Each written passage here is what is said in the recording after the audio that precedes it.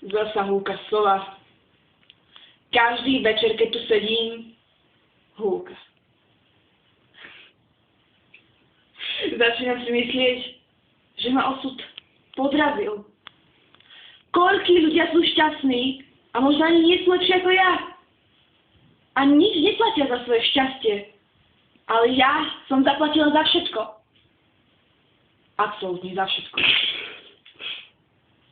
A ešte koľko? Prečo musím platiť taký strašný úrok? Všetci so mnou zaobchádzajú ako s čínskou vázou, sú takí ohľaduplní. Boja sa povedať mi pravdu. Myslia si, že ja neviem, čo nie je.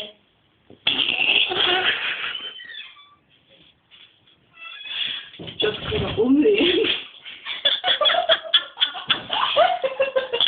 Čo skoro umriem.